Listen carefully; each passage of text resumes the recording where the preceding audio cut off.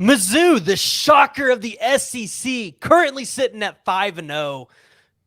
Feel like a lot of people are questioning themselves, saying, hey, we thought Drink was going to get fired. He was going to get kicked to the curb. Missouri was going to have to be trying to find the new coach, securing a 5-star defensive lineman that they've currently got. But things are on the up and up for Missouri. And this week, they have a big test ahead of them, going to play the LSU Tigers at home.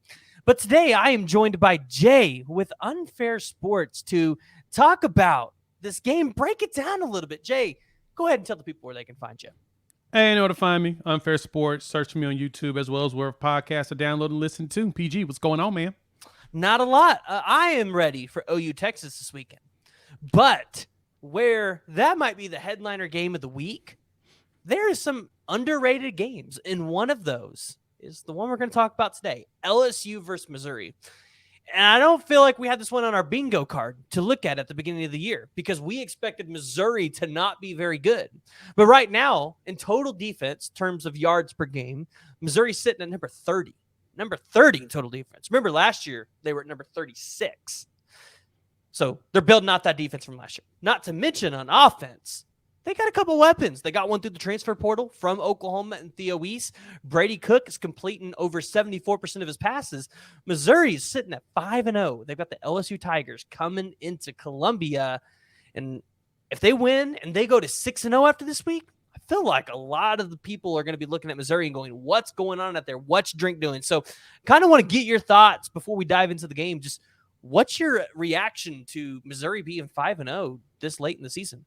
No, I'm shocked. I'm actually impressed that they were able to put this together. They're ranked 21st in the country right now, and so they're getting a little bit of respect. And looking at who they played, Kansas State was probably the notable W for them, number 15 team in the country at the time, winning on a game-winning field goal, and good battles with Memphis, who's not a bad team at all, and putting out their SEC rival Vanderbilt, so they're winning the games they're supposed to that's placed in front of them.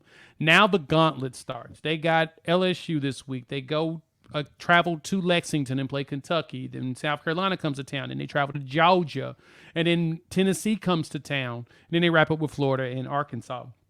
Those 5 games are really going to tell us what Missouri is and if Drink can keep his job, because honestly, if they don't do what they're supposed to, they could lose 1, 2, 3, 4, 5, 6, 7 straight games. And that to me would be the straw that breaks the camel's back for Drink. But I don't see that happening. I actually see Missouri winning some games this year.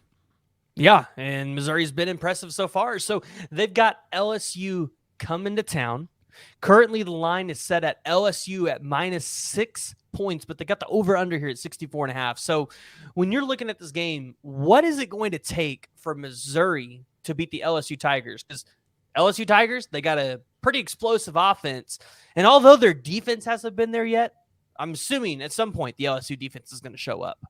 Yeah, it's a Brian Kelly team. So at some point, they've got to click and get her done. I mean, that's the one problem they've had is that they always start the seasons off slow.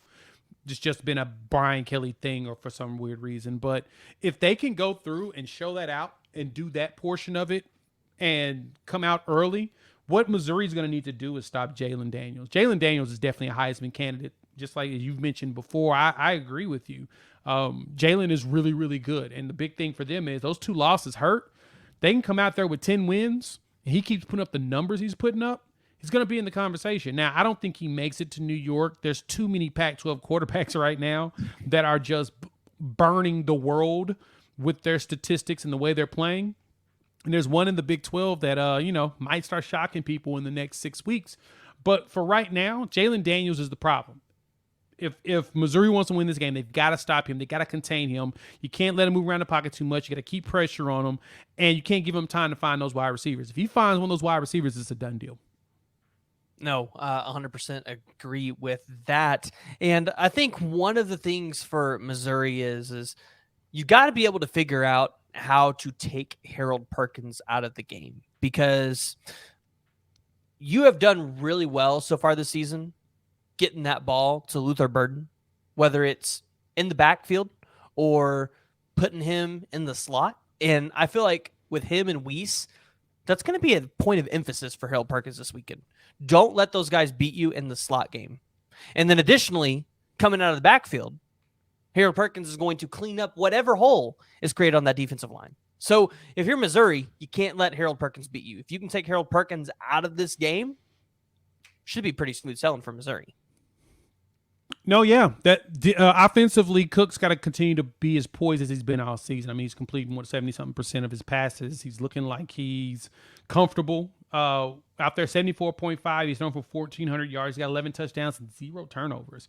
That's what LSU's going to try to force him to do. They're going to try to make this man see some weird stuff out there, maybe even see ghost, throw a interception. That's what they need to get out of him. But Brady Cook's balling.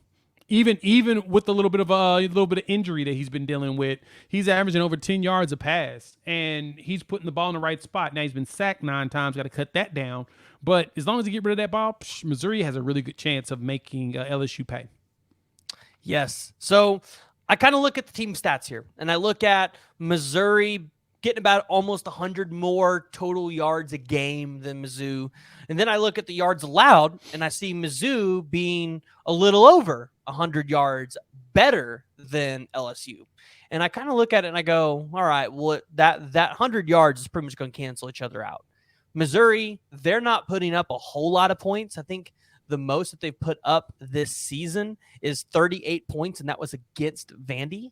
And so, I mean, you've got to be able to go score against this LSU team, because LSU is probably going to put up at least the bare minimum of 35 on you, because we just talked about it. Jaden Daniels is just that good, and he might have the potential to go be in New York if he continues to play the way he's playing. So how many points do you think it's going to take for Missouri to go out there and win this game?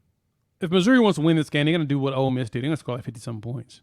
Like, it's going to have to be a shootout if you think you're going to keep up with what LSU does. When LSU's on, they're one of the best teams in the country. The problem is that they're rarely on. And so you're going to have to be prepared to be able to go out there and shoot out with them in order to win this game. Because, I mean, if you look at it, when Missouri went up against Kansas State, that was a battle, but Kansas State put over 400 yards on them in that game, 270 passing and 130 on the ground. Now, they slowed them down in the run game, but that pass game, Will Howard was out there almost doing what he wanted, but he also was turning the ball over.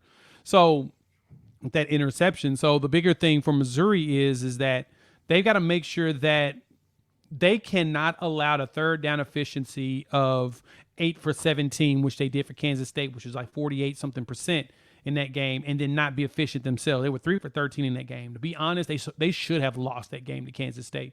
But the beauty of the leg, man, saved them when they got that game-winning field goal. They didn't have to go into additional time. The time of possession, 34 minutes for K-State, with them at 26. In the end, they won the game. So what they're going to need to do is make sure they take the time of possession away from LSU, and they've got to make sure they get them out of those they got to get some more 3 and outs. They can't allow them to be efficient on third down if they want to survive this game. Now, I think we both agree that Missouri is a better team than Arkansas. Yet Arkansas was able to only hold LSU to 34 points, and they were able to score 31. So do you think Missouri can keep it similar to the place where Arkansas was able to keep LSU? I mean, defensively, I do think that Arkansas is probably better than Missouri. I'm just going to just be honest. Only 339 yards allowed per game for Arkansas. So, I mean, really not. They have a solid defense when they're clicking. That's the biggest problem. The question is, will they be clicking in order to do something long term? I mean, they lost 3 straight games. They lost to BYU at the crib, which was, to me, a travesty. Then they traveled to Death Valley and lost that game. And then Texas A&M came to the crib and slapped them around. What Missouri is going to have to do is make sure they don't embarrass themselves going up against LSU and don't let Jaden Daniels run around. I think that they can do it. Like I said, third down is going to be most important. If they can keep them under 40% on third down conversions, they have a really good chance in this game. Love to hear it. Love to hear it. So give us your prediction. What do you think is going to happen between Missouri and LSU? I think LSU bounces back and goes in there and get themselves a W. I think it's going to be like 38-24. Defensively, when LSU is on, I think that they get figured they can wreck shop, and Harold Perkins goes out there, and then Mason Smith makes the magic happen in the middle. As long as Brady Cook is out there and he's looking accurate, I just don't see them stopping them on third down right now. I just don't, because Missouri hasn't shown me they can. I mean, you were giving it up to Kansas State, and you shouldn't have, and then you were basically allowing it against like Memphis or whatnot. You gotta stop the third downs, and LSU's pretty solid in that capacity. If you can stop them from doing that, I think you'll be fine. But yeah, give me the third down conversions that's not allowed. Because I mean, heck, against Memphis, Missouri was 0 for 8 on third down. You got to convert third downs. You got to stop allowing it. They gave up 7 for 18. That's not good. But they're still eking out these wins. And, sometimes luck turns. If they can keep that luck going, they can keep that game close and win it by a field goal or a touchdown, which I would not be surprised that Missouri does it. But I think LSU handles business this time around. Yeah, and I think you said it right. They're finding a way to win games, regardless whether it's luck or not. So I'm actually going to say 38-35 Mizzou. I think they're going to win another game by another field goal. I've got Missouri. I'm not going to call this an upset. I'm not going to call this an upset because Missouri is the undefeated team. They're third in the SEC East. And honestly, I think I told you earlier, I think Missouri could probably compete with Georgia this year because you saw them do it last year, give Georgia problems, took Georgia a second half comeback to be able to beat Missouri, and Missouri's got a better offense this year. So, and honestly, their defense looks like they're clicking about where they were last year. So, and Georgia does not look good this year. So, I think there could be a lot of things going in Missouri's favor. Now, looking at the rest of the schedule, I know a lot of OU fans, they watch your show and they watch my show. And we were talking about this just a minute ago, but there's a lot of hope that OU is going to go flip Williams Nwaneri. And we talked about one of the big keys to do that was Drink had to get fired. Missouri had to be really bad, but it does not look like any of that's in favor. It looks like Williams Nwaneri might sticking with Mizzou, which is crazy to think the number one defensive lineman is going to go to Mizzou. So I'm looking at the schedule. I'm seeing maybe 2 or 3 more wins. I see Missouri going bowling. What do you think? I struggle with saying that they're going to go bowling, but I think that they have a good chance to. I think that they can close out the season with that Florida and that Arkansas game and get themselves to 6 wins. I don't see why. That middle gauntlet's going to be tough. I think Tennessee has figured out their run game, and they've decided to just run it down people's throat, and Joe Milton's starting to calm down a little bit. South Carolina's going to have a bounce-back game. Spencer Rattler has been playing really good. He's been playing off the charts for the most part, but Tennessee found a way to expose him. And so he may come out there and do better this week. That's the other thing that we can look at. That Kentucky game is going to be tough because Mike Stoops got them boys balling. Best team right in the now. East? Best team in the East? Yeah, I mean, Georgia's going to maintain number 1 because they're 2-time defending champions. So I'm not going to argue against Georgia until Georgia actually loses. When Georgia loses, then I'll give somebody else the title. But right now, Georgia's still going to be number 1 until they lose. It could be this week. Georgia and Kentucky play this week. I mean, if Kentucky can pull it off, man, I'm sold. But that's the thing about it. I need Kentucky to do it. Right now, what's that spread? That spread is sitting at Georgia at 14.5 at the crib. Devin Leary did not look good last week. Let's just put it that way. And he's experienced. That's an old man. He didn't look good last week. But Ray Davis looking like a monster out there. And that could be the thing that makes everything tough for Georgia. Listen, if you're the key to beat Georgia, I have figured out, you have to take Brock Bowers out of the game. Travis Kelce 2.0, got to take him out. In my opinion, I think Missouri, if they get the win against LSU, they probably can beat South Carolina, and they could probably beat Florida and Arkansas, which means they probably win 8 to 9 games this season. Which, if you're Missouri, I don't know how you fire Drink after that. Yeah, I know. If you make it to a bowl game, why do you fire him? You got a good chance of you're loading up again on the team. You got the player like Williams Nwaneri, who's a generational talent. If you like a Ryan Wingo coming this weekend, got to sign him first. Sound line which is dotted, so I don't count anybody that's not committed or assigned yet. So, but they're trying. That's the thing about it. That's all that matters is they're putting the effort to get these players, and if they can find a way to get them in, they got a good chance going forward. They definitely do. All right, Jay. Before I let you go, tell everybody again where they can find you, because I know you're about to be pushing out some college football predictions this week. Yeah. You can find me Unfair Sports. Search me on YouTube as well as wherever podcasts are download and listen to.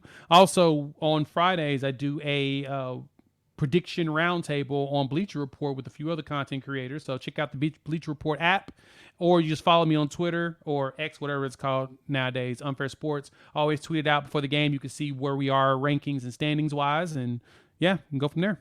Appreciate it, PG, as usual. I appreciate you coming on. And you guys know we got to take care of the housekeeping. If you haven't already, you just need to hit that like and the subscribe button, and you need to drop your predictions below.